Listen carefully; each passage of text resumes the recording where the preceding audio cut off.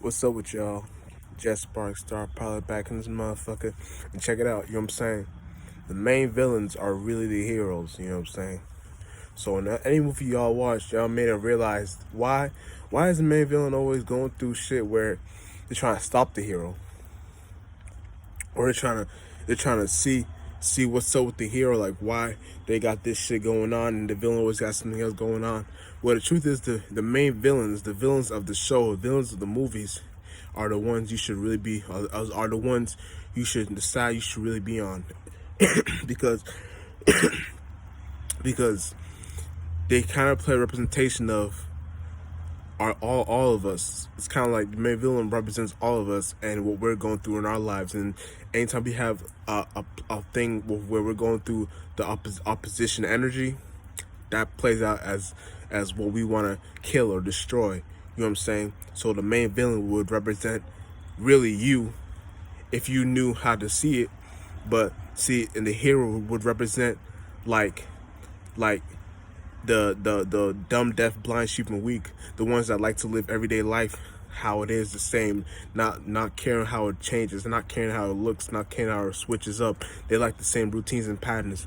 As in the main villains, you know what I'm saying? They like to switch shit up and make shit different. You know what I'm saying? So anytime you're watching a movie and you see the main villains, like if let's say they win, and you might feel sad.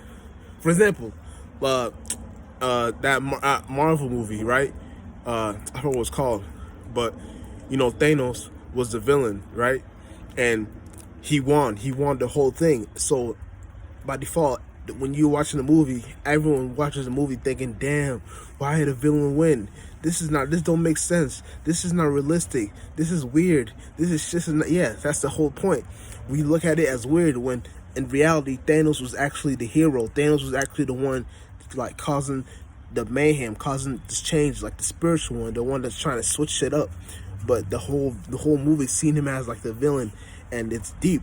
You know what I'm saying? It's beyond just that. It's in all representations of what you watch in movies, especially back in the older days, like the 90s, early 2000s, a little bit. Because now movies suck, so you don't know whose side to be on nowadays. But it's still the same kind of representation as you can see it, like the villain being the main hero. You know what I'm saying? It's still like that. Don't get it fucked up. It just, you gotta know how to see it. You know what I'm saying? But that's kind of like a thing where we just don't know how to see that representation.